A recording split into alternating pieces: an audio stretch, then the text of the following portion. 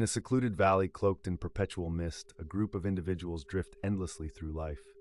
Their movements are hurried but hollow, like a dance they've not been taught, yet must perform. The silence around them is profound, not the silence of peace, but the heavy quiet of dormancy. This setting, with no prison bars in sight, confines them all the same. They are caught in a prison crafted by perception. As we observe them, a question stirs. How do we confront the fetters we cannot see? Here, in this gray expanse, lies a group locked away by their own illusions. The desperate churn of hungry souls echoes, their restlessness is palpable, a testament to human yearning unfulfilled. They are men in form, yet approach life with the ignorance of infants. Stunted, regressive, obtuse. These are the words they clutch as explanations. But to one who truly sees, these labels blur into one immaturity. It's a refusal to metamorphose beyond the childhood of the soul. In muted tones, their inner cries resonate, the hungry lament their plight. Where is my reward? Why must the world be so unyielding? I am knowledgeable, yet remain empty. They yearn for a rescuer, for someone to chart the course they themselves are reluctant to forge. In their eyes, the only truth is one that reshapes the world to meet their expectations, not a call to rise to its challenges. This leads us to ask, what keeps them from embracing the onus of their own existence? In the heart of the valley stands the enigmatic mirror of Source, a testament to clarity, reflection, and truth. It does not embellish or disguise. It simply is, like a silent guardian whispering reality's unfiltered essence. But the hungry, entrapped by their comforts, hear distorted echoes. Their selective hearing is a crafted art, as they twist the truth to fit the contours of their self-imposed narratives. You must die to your ego to live, the Source intones, but they hear, you are exceptional and deserve more. When it speaks of pain as a construct of their own making, they retreat into the refuge of victimhood. A lapse in evolution, a snail's pace journey delayed by webs spun from their own deceptions, a conundrum of human existence. We delve deeper. The human psyche is a complex labyrinth, where paths are often blocked by the barricades of ego. It begs the question, how do we unravel the snares we've tied with our own hands? This is the low vibrational trap, an insidious loop of selective hearing and delayed evolution. Much like a festering wound shielded but untreated, they remain caught in a cycle of inaction. Yet a deeper mystery persists. How does one respect a reality obscured by illusion?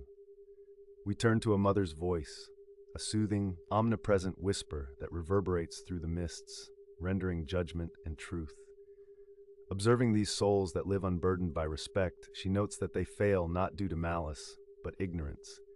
They cast aside the laws that govern life, seeing the world not as a sublime cause and effect, but as a dealer of injustices. Whether it's the earth, the friends they fail to embrace, or their own bodies they neglect without ceremony, each are disposable components in their quest for satiation. They see a world that owes them, the mother reflects, blind to the truth that their chaos crafts the world they so despise. Her words hang in the air, tangible and raw. There lies a disquieting observation. The world reflects that which they project, a mirror that echoes their own internal turmoil. In their eyes, life is a banquet left untouched due to a refusal to taste, creatures insatiated amidst abundance. Through the eyes of the uninhibited, they appear not as they are, but as they could be. The new children of some forgotten dawn, carrying the guise of men, yet cradling an infantile spirit. Labeled unfulfilled, they are beings in purgatory, their potential unrealized, living at the feast yet never rising to claim their place. It's a stark illustration of paralysis, disguised as comfort. Seeing this tableau, we're prompted to ask, what shifts when perception clears, when the low vibrational fog disperses? Change starts small. A vibration, a tremble as the first glint of respect pierces the gloom. Respect for self, for others, for the world. A vibrational shift significant in its simplicity. As we peel back the layers, the answer lies clear yet profound. To transcend beyond hunger and immaturity, one must learn to truly see, truly hear. The reckoning is at hand. For those trapped, the path out of the shadows is the embrace of growth, of maturity. It lies in their transformation from infants of the soul to masters of their fate. They must learn that the shadows they cower in are merely expressions of an unquiet ego, not undefeatable demons. Let the significance of responsibility illuminate the path. And now, as we return from this introspection, one question resonates, one image lingers, one truth confronts us. How much of this valley, shrouded in mist, do we carry within ourselves? Each of us has the potential to leave the cradle of our misconceptions, to step forth into the sunlit revelations of our rightful existence. Do we dare gaze into the mirror of Source, to see not what we hope to see, but what truly is? And as we discern that reflection with clarity, are we prepared to walk out of the valley and into the light? Understanding this journey requires us to delve into the historical narratives that have shaped human consciousness over millennia. Transitioning from shadow to light has been a recurring theme found in ancient texts, philosophical ponderings, and even modern psychology.